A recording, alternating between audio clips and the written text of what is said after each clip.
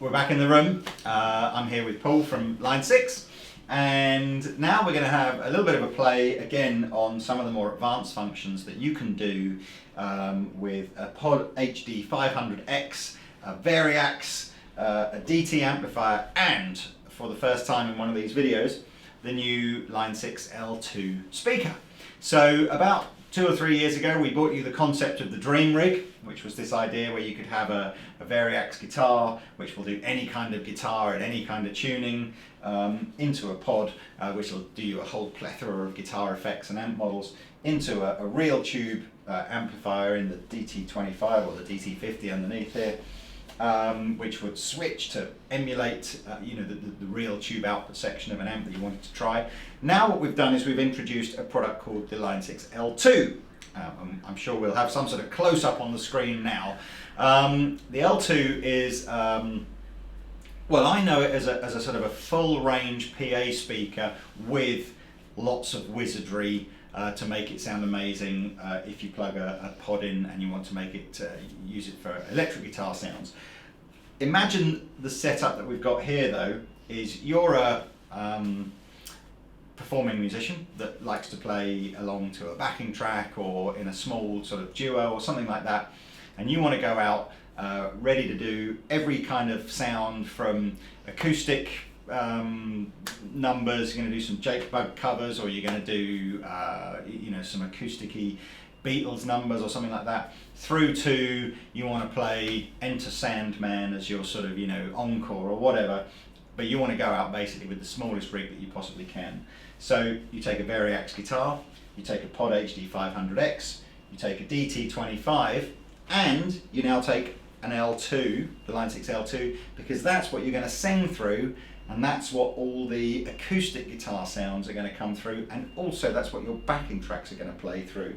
And I believe we don't need anything at all because the mixer and everything is built in. So other than a device to play your backing tracks on, we're good to go, aren't we? There. Yeah. On the L2t, like you say, you've got a 2-channel mixer on there, so you can obviously plug your one, exactly like you say, plug the microphone in there, your backing tracks in there as well. We also do the one without the mixer as well, which is it's 2-channel plus Line 6 link. Yeah.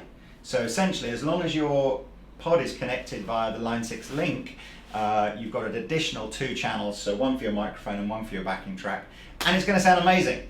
So what you're hearing in here is a DT25 mic'd up and the L2t mic'd up, and what will happen is when Paul's playing, he's going to switch so that the acoustic guitar sounds come out of the L2t, the electric guitar sounds come out of the DT25. So check out some of these patches and tell us a little bit about maybe how the Variax is set at the same time. Okay, yeah, well, the pod is kind of the brain behind this. This is controlling everything. The pod's telling the guitar whether it wants to be an electric guitar, whether it wants to be an acoustic guitar, which tuning it wants to be in. It's sending the information to the guitar and receiving information from the guitar. It's also sending the information, like we talked about earlier, about the valve power stage. So if we're on the Vox type sound, it'll probably switch over to a Class A sort of technology. And it's also sending information to the L2t as well. So it's kind of making sure that everything's kind of voiced and sounding right.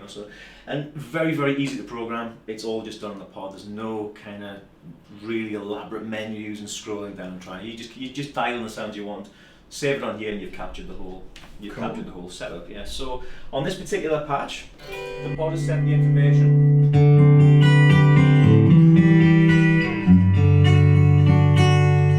to the guitar. So now I have it just J2 understand.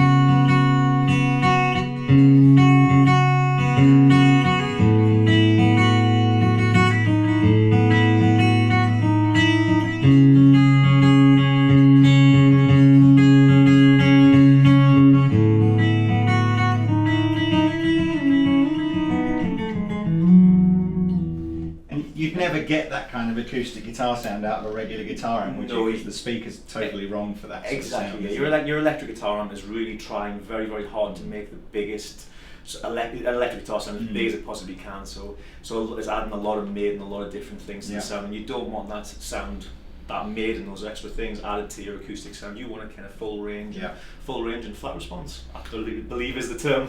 And do you want to you want to do like a little sort of demo where maybe you just play some electric guitar part, and then you can either give me the nod or you can press it to change into something that shows how quick it kind of switches and how softly it switches. Yeah, absolutely. You should be able to access this probably just by turning down here and switching over to patch number 1B. So the acoustic. 1B. Sorry, there we are. Yeah, so that should be. So there, send the information to the guitar to be a sort of strat sound, and we're running back to the amplifier there as well. I think we turned the amplifier down a little bit.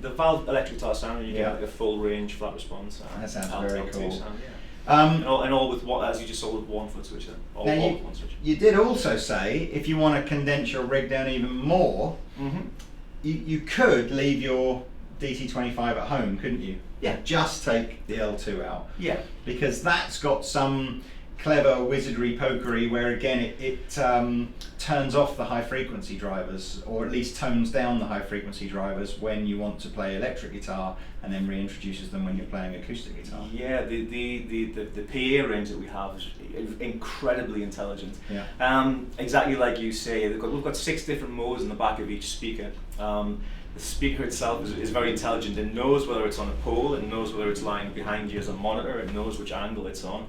It'll send information to the sort of the M20 mixer that we have as well. You can plug a pod straight into the back of there, and as we said before, you plug your pod in, plug your acoustic guitar in there. If you connect 2 of them, it splits the signal out into stereo as well. So if you're a duo and one of you has, if you've both got the L2s, you just connect them together with the line 6 link, and it'll split the effects over into stereo. You can use it as an acoustic guitar amplifier, and it's an 800 watt acoustic guitar amplifier, and one of the little switches on the back there will voice that just so it's running like an acoustic. But as you correctly stated, you have an electric guitar thing on there, which actually makes it feel and kick a lot more like an electric guitar amplifier. And as we found at the weekend, just by sort of switching those sounds over, we had a customer who wanted to use that, but he didn't want to lose feedback, and he didn't want to lose that interaction between the guitar amplifier and the guitar. And that electric mode really kind of allows you to get sort of all that feedback stuff as well. And presumably the pod will tell the L2 which mode to be in, depending on... Absolutely, yeah. It's something that's saved into every single patch. And again, it's not an elaborate menu system inside the pod. The pod knows when you switch that over, so whatever you switch that onto, you move the light down to electric, this will come up saying it's been edited, captured by pressing save on there. So what we've done is we've just created 2 patches now. One which is a J200 acoustic patch, which is telling the L2 to use it in acoustic amp mode, and the other is an electric guitar patch using I think it's a JTM 45 sort of patch, and a Strat sound on here, so therefore switching the L2 to an electric guitar mode. So imagine obviously you're out playing live and you can just switch all this just from one button. We've changed it also as well, so that on the HD500X here, we're actually changing patches using the foot switch buttons, which is probably how you would change them anyway, rather than the menu wheel. So here we go with the, let's start with the electric guitar sound.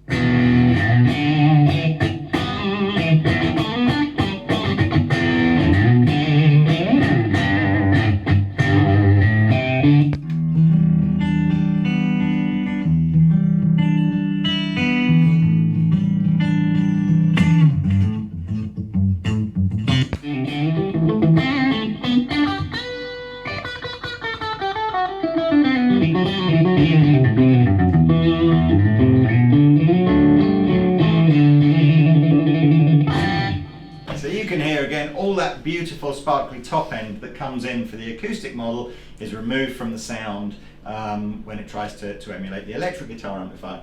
I should mention, I don't know what you're going to get on YouTube here. We're miking up an L2 speaker with an SM57 and a room microphone. Obviously live, I suspect that you're probably going to get a little bit more of that dynamic difference than you perhaps might do in the way we've sort of mic'd it in here. But you know, it's a fantastic sort of tool. So again, just to recap there, as a guitar player, you can either take the DT25 out so that you've still got your kind of conventional tube amplifier, and then use the L2 for singing and for backing tracks and for your acoustic models.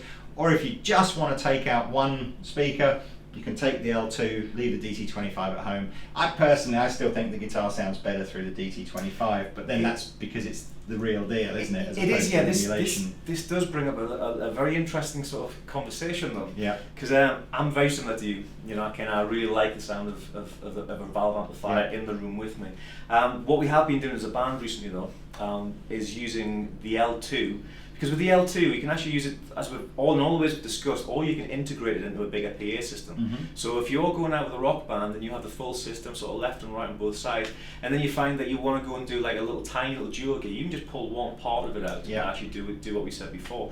But what we've been doing, and at the event that we had at the weekend, we had it so that everybody was DI'd, everybody was running into the Line 6 sound, the full mm-hmm. rig. Now, that is confusing for me as a guitar player, because I like to have either an amplifier, and I've also used this in the mode where it's electric guitar amplifier, and I've got that blasting in my ears, and I'm hearing it like it's a guitar amplifier, but with the patches I've programmed at home. What we're finding as a band, though, is that the band sounds a lot better, because what we're hearing is everything DI'd in the PA, the way the audience kind of hear things at a big gig. And it is bringing up this thing in my mind at the moment, which is the guitar stack behind you is almost a bit of a selfish thing. What you're hearing is you're hearing that guitar sound in all its glory behind you. You're feeling the kick in the back of your legs. The front row of the audience, or the front row in front of you, they're not enjoying it as much. No, and then you're completely right. And then the other side of that is that the PA guy, he turns you down. Yeah. So you're hearing yourself with all your in all your valve glory.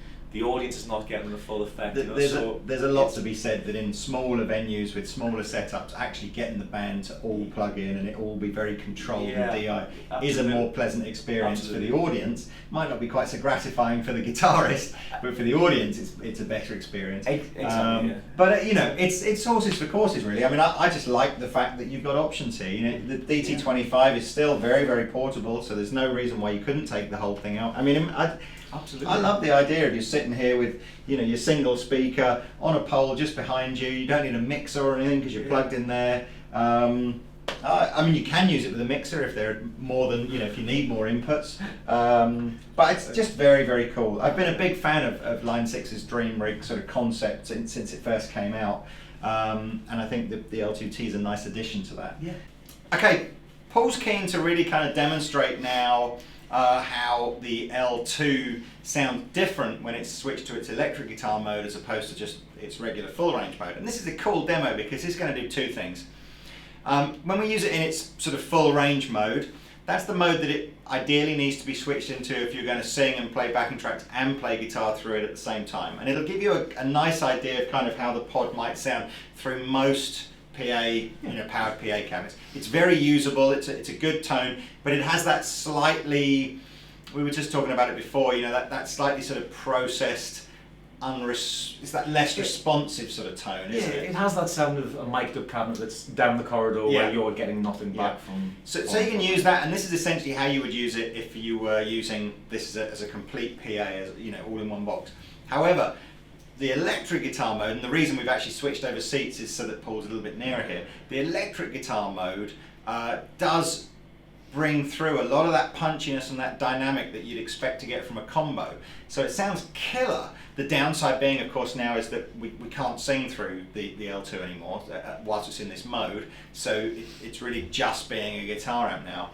But I've been amazed. I mean, the life that it comes into it when it goes into electric guitar mode is killer. Yeah, and you could be switching those modes with the pod as well. So you could use this for your solo sound, I guess. You know, you could kind of do that. So it'll switch in real time from the pod. Yeah, this will switch the pod will switch just like it does the D25. It'll switch any of those 6 modes in the back. So you could, as you say, you could be singing, playing rhythm or acoustic guitar parts where it's completely fine, and then when you want to do a punchy kind of solo and you're not singing through, that's very cool. Yeah, you do that. So there's just so many different ways of incorporating this into different sort of systems. Have a little listen. Let's show you what it sounds like first of all, just in its full range normal mode. Okay, so we'll just move this over with the button on the back. Okay, so we don't want to do anything else.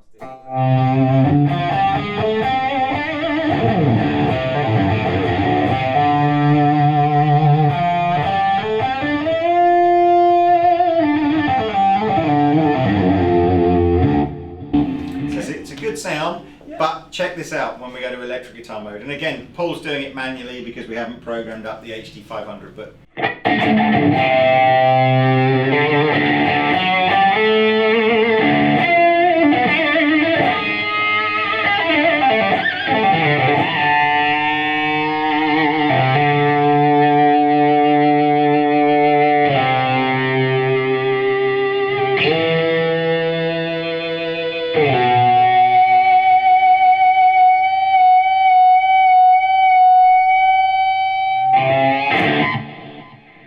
I hope that came out on YouTube because it's a big difference in here. Well, there you go. What a fantastic little demo of the L2t there. Sort of really demonstrating that it can be a bit of everything: an acoustic amp, an electric guitar amplifier, a little PA system, a wedge monitor. And then put it into the full system, and they all talk to each other. And there's a little screen in the back telling you where on the chain it is and which one it is and what it's doing, and it knows if it's on its side, if it's on a pole. That's insane. Very, very clever product. Hope you've enjoyed this video. There's tons more Line 6 Dream Rig videos on our channel, including a more in-depth look at the HD500X and how it can be used. So do check out those as well. Anyway, I've been the Captain. And I've been Paul Hindmarsh. And we'll see you next time.